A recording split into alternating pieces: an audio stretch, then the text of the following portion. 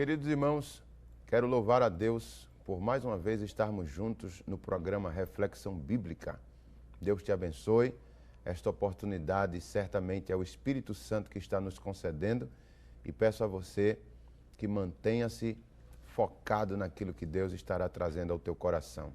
É algo divino que vai edificar a tua alma. Deus te abençoe e que possamos juntos crescer na palavra de Deus. O tema de hoje é guarda o depósito que te foi confiado. E quero lhe convidar para lermos juntos o que está escrito na primeira carta de Paulo a Timóteo, no capítulo 6, e apenas o versículo 20, para iniciarmos a nossa meditação. Diz assim o texto: E tu, ó Timóteo, guarda o que te foi confiado, evitando os falatórios inúteis e profanos e as contradições do saber, como falsamente lhe chamam. Palavras de Paulo ao jovem Timóteo, que iria herdar talvez a maior igreja que Paulo, através do seu ministério, havia edificado, a igreja de Éfeso. Paulo consegue enxergar em Timóteo, irmãos, uma capacidade, e ele vai revelar durante as suas cartas e seus escritos o quanto Timóteo ele tinha uma chamada, uma graça sobre si e muito compromisso com o reino de Deus. E ele, de forma muito pessoal, aqui é uma carta muito pessoal de Paulo, ele diz: Timóteo, guarda o que te foi confiado. Existia muita coisa depositada como confiança na vida deste jovem obreiro. E quando Paulo diz guarda, no original grego, a palavra guardar, ela tem um significado, significa montar guarda numa linguagem militar. Vejam só, irmãos, que coisa interessante, guarda. E quando Paulo diz guarda, imediatamente na mente de Timóteo, vem ele armado com uma arma, uma espada, um escudo, capacete, preparado para manter vigilância com algo precioso. Esse montar guarda era como se fosse, hoje em dia, um guarda de pilotão fazendo uma vigilância contínua durante a noite, como se estivesse num posto, guardando o quartel e mantendo a vigilância atenta. Guarda o que te foi confiado. Seja sentinela, monte uma guarda, esteja atento. Quando Paulo diz isso, amados, e quando nós percebemos que há necessidade de ser sentinela e de se guardar, é porque Paulo sabia que aquilo que foi dado a Timóteo poderia ser perdido. E por saber que tudo aquilo, aquele investimento espiritual, poderia se perder, Paulo então está dizendo: monte guarda, seja sentinela, esteja atento, porque isso que você recebeu, você pode perder. Não é algo irreversível. Então, amados irmãos, quando escolhi aqui um texto interessante para fazermos uma comparação, é em Mateus, capítulo 5 e versículo 13. Palavras do Mestre Jesus, quando ele diz assim: vós sois o sal da terra e a luz do mundo, mas este sal pode tornar-se insípido e a luz ser sufocada. Vamos ler o texto? Mateus 5 e 13. Mateus capítulo 5 e o versículo 13. Vós sois o sal da terra. Ora, se o sal vier a ser insípido, como lhe poderemos restaurar o sabor? Para nada mais presta, senão para ser lançado fora e ser pisado pelos homens. Tudo que é nos dado, amados irmãos, pode vir a ser perdido. E é por isso que o conselho de Paulo é: monte guarda, guarda-te. Uma segunda palavra interessante nesse versículo é depósito, tesouro, propriedade no grego. E nós entendemos que nós temos tesouros, né? Parábola, por exemplo, dos talentos, em Mateus capítulo 25, versículo 14 ao versículo 30, lá naquela parábola, a Bíblia diz que o Senhor chamou os seus empregados e distribuiu talentos a eles, bem relacionado à capacidade destes homens. Vamos ler pelo menos alguns versículos. Mateus capítulo 25, a partir do versículo 14, a palavra de Deus conta esta parábola. 25 e 14. Palavras do Mestre Jesus diante daquela multidão. Ele está comparando o reino de Deus e diz assim: será como um homem que, se ausentando do país, chamou seus servos e lhe confiou seus bens. A um deu 5, a outro deu 2 e a um deles deu 1 talento. E diz a palavra de Deus: o que recebera 5, saiu imediatamente, negociou com eles e ganhou outros 5. Mas o que recebera 2, granjeou também e ganhou outros 2. Mas o que recebera 1 talento, ele abriu uma cova e escondeu o dinheiro do seu senhor. Depois de muito tempo voltou o seu senhor daqueles servos e ajustou contas com eles. Então, aproximando-se do que recebera 5, entregou outros 5, dizendo o servo: confiaste-me 5 talentos. Dizendo: Senhor, confiaste-me 5 talentos. Isso é o servo entregando ao Senhor. E eis aqui outros 5 talentos que eu ganhei. E o seu senhor diz: servo bom e fiel, foste fiel no pouco, sobre muito eu te colocarei. E assim aconteceu com o que recebeu 2. Chegou para ele e disse: meu senhor, confiaste-me 2, eis aqui outros 2. As mesmas palavras foram-lhe ditas: servo bom e fiel, fosse fiel no pouco, sobre o muito eu te colocarei.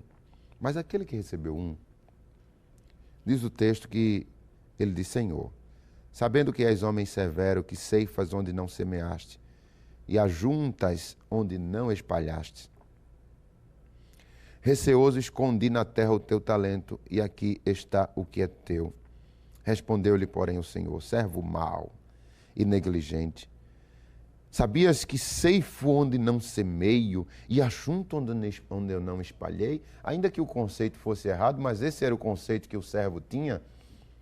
O Senhor diz então a ele: cumpria então, já que tu tens esse conceito meu, que tu entregastes o meu dinheiro aos banqueiros, ou seja, fizesse um depósito bancário.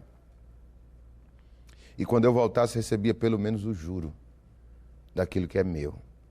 E aí diz o texto: tirai-lhe, pois, o talento e dai ao que tem 10. Portanto, a todo o que tem lhe se dará, e terá em abundância, mas ao que não tem, até o que tem lhe será tirado.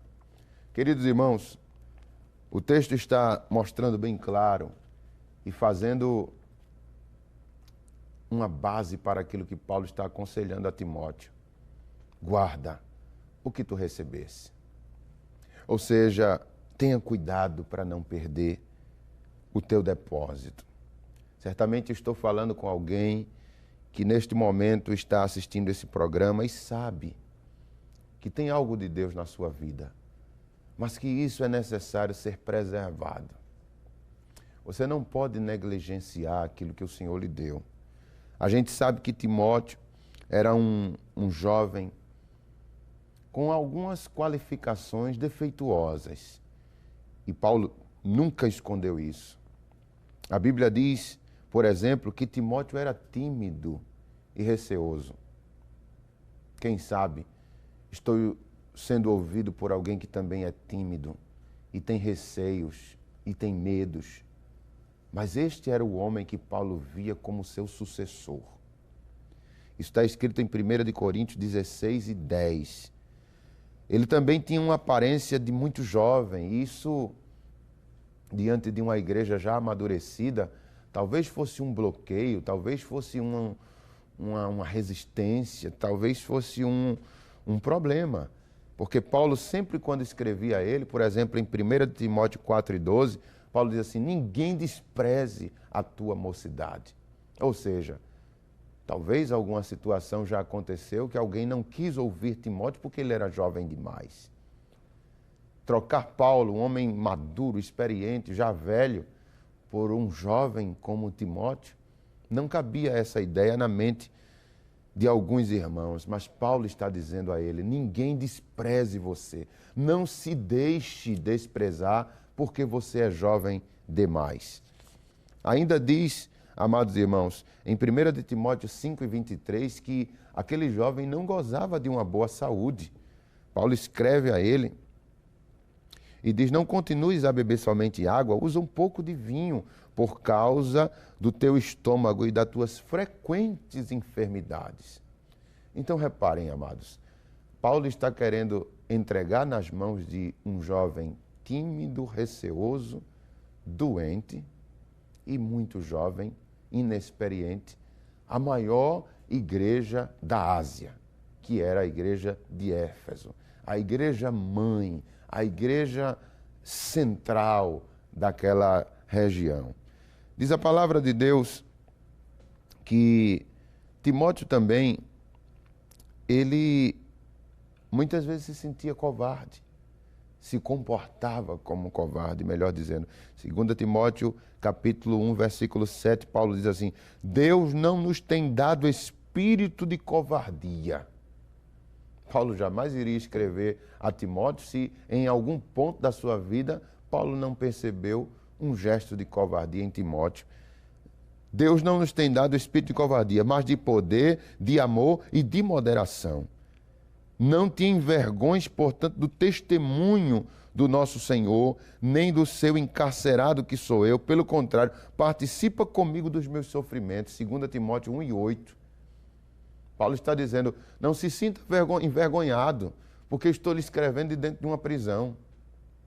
Quem sabe Paulo não sentiu que Timóteo tinha esse receio de fazer menção do nome de Paulo e alguém dizer assim, ele que é preso, é teu pai na fé. Paulo dizia, não tenha vergonha de mim, não se envergonhe das minhas prisões.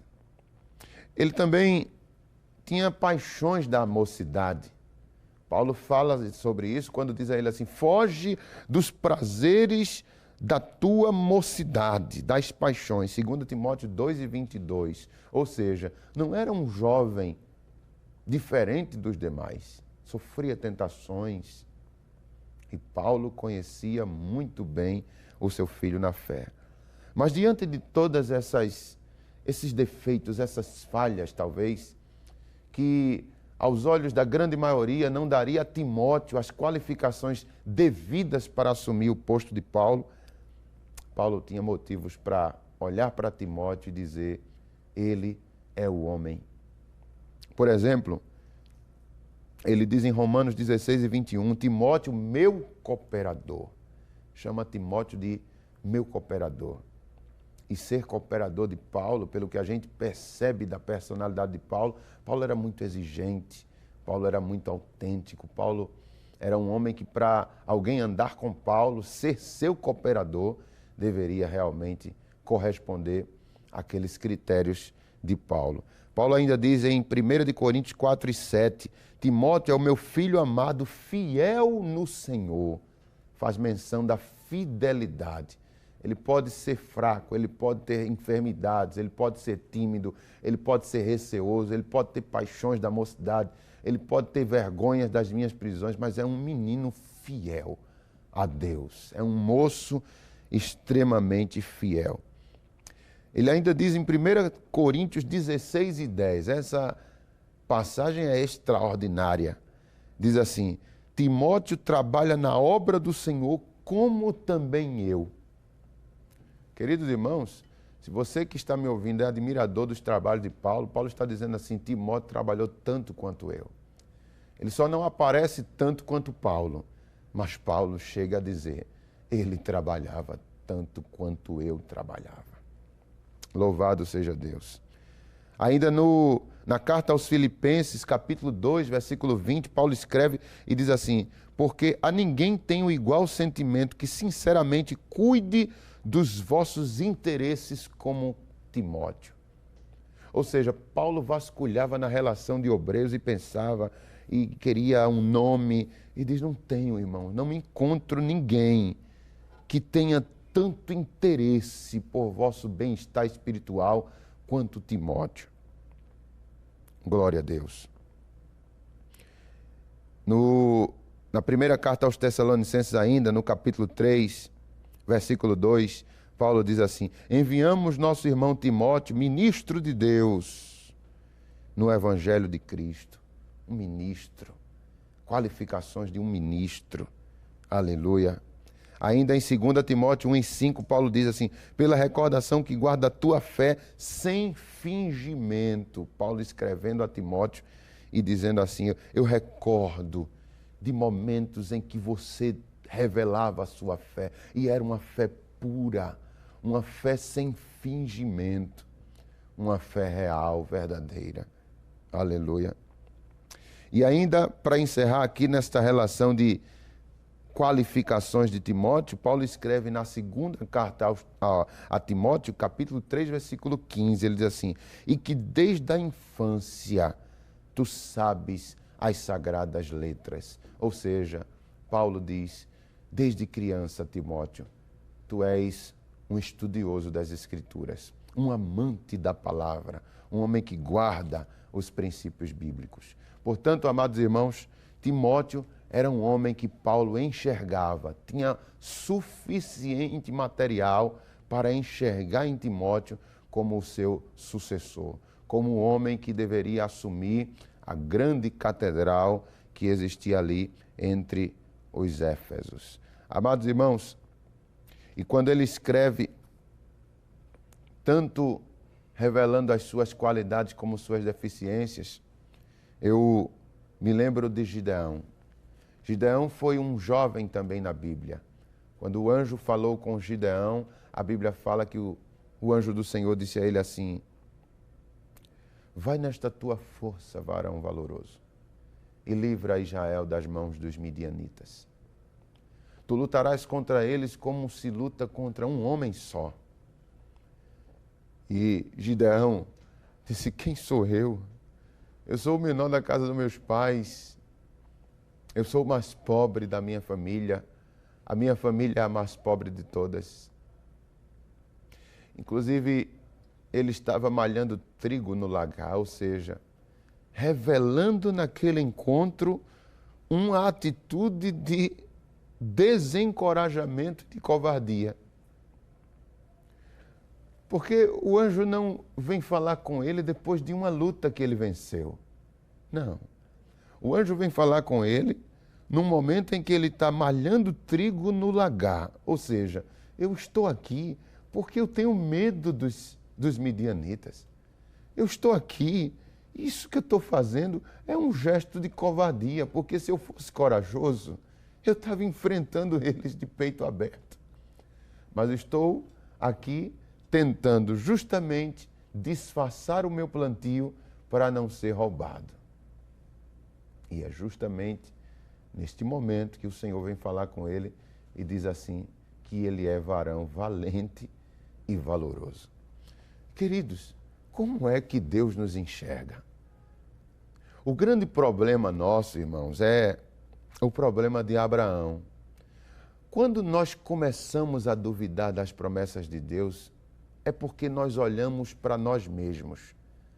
Quando Deus prometeu, Abraão, tu serás pai, a tua mulher Sara te gerará um filho. Ele riu e diz a palavra, eu, um homem de 100 anos, ou seja, ele olha para ele. Ele não está focado na promessa. Ele não enxergou Deus. Ele está diante de Deus. Ele está vendo Deus falando com ele, mas ele tira o olhar de Deus e olha para eles. Eu sou um homem velho de 100 anos. Aí ele olha para si e depois olha para sua mulher, Sara. Quem sabe na hora Sara não estava fazendo alguma atividade doméstica. Olha ela lá, com dores nas costas, se encurvando. 90 anos. principal problema é esse, irmãos. É quando nós não conseguimos olhar para Deus, mas olhamos para nós mesmos. Aí quando a gente olha para nós, a gente entende, não, eu sou fraco, eu sou tímido, eu sou receoso, eu tenho problemas de saúde, eu tenho tentações da juventude, eu sou alguém que sou zombado por ser jovem demais, eu não tenho qualificações suficientes. Mas aí, querido, Deus, Ele não erra nas suas escolhas. Quando Deus escolhe alguém, é porque Deus não está olhando agora, Deus está olhando você lá na frente. O seu olhar é limitado. Nós muitas vezes sofremos de miopia espiritual, não conseguimos enxergar um palmo do nosso nariz. A nossa visão é curta. Mas eu quero te aconselhar diante dessa reflexão. Quando a tua vida, teu olhar, o teu reflexo estiver limitado, olha para Deus. Não queira questionar as promessas, porque certamente o Senhor está tendo uma base para fazer tais promessas. Deus está enxergando algo que não pode lhe revelar agora, que você não está vendo, mas certamente o Senhor, Ele está vendo em você. Guarda o teu tesouro. Não abra mão, querido, das palavras que Deus tem te dado. Você vai chegar no lugar que Deus quer, mas guarda aquilo que Ele te deu. Mantenha-se vivo. Eu não estou vendo, irmão Lorival, as promessas de Deus se cumprir na minha vida, porque não é o tempo de ver, é o tempo de crer, é o tempo de se manter no lugar. Enquanto estas promessas não se cumprem, o diabo vai tentar te tirar do lugar de toda a maneira, te distrair. E as distrações fazem com que esta viagem ela seja mais prolongada. E o Senhor está te dizendo, olha para aquilo que eu te disse. Se tu tens uma chamada na área do louvor, te aperfeiçoa nisso. Estuda, te dedica. Eu descobri muito cedo que Deus tinha uma chamada comigo na palavra. E me dediquei a isso. Me apliquei a isso. Mas se eu fosse olhar para a minha vida, eu não tinha ninguém que pudesse me dar a mão. Promessas eram gigantescas e eu confesso aos irmãos, na grande maioria das vezes eu duvidei destas promessas. Poucas vezes eu revelei a alguém que não cria. Talvez eu nunca tenha feito isso. Mas eu me lembro muito bem de uma vez que o Senhor me fazia promessas no final de uma mensagem que eu preguei numa oração de mocidade. E ali, quando aquelas palavras saíram da boca daquela serva de Deus, me fazendo promessas que eu nunca iria conseguir acreditar se fosse pelas circunstâncias da minha vida. E quando ela terminou, eu baixei a minha cabeça e disse, isso é impossível. Eu não acredito nestas palavras. Eu disse no meu coração. E ela voltou para me corrigir. E disse, eu ouvi quando tu dissesse que não crês. Mas eu vou te mostrar que sou fiel. Deus não desfez a palavra por causa da minha incredulidade. Mas Ele precisou me aperfeiçoar. Ou seja, era um tesouro que Deus estava me dando e eu não sabia o que realmente era aquilo e precisava preservar. A mensagem deste dia é: guarda o tesouro que te foi confiado. Existem coisas que são lhe dadas e que você não sabe nem para que serve, mas foi dada por Deus e aquilo vai ser útil em determinado ponto da tua vida. Guarda, permanece numa vida de oração, dedicado ao Senhor, comungando com Deus. José, ele tinha um dom de interpretar sonhos. Aquilo iria servir para quê?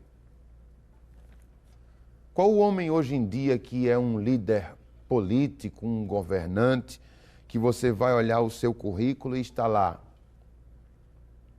qualificações. Intérprete de sonhos. Quem seria contratado para entrar numa empresa, ingressar no mercado com esse tipo de qualificação? Quem iria?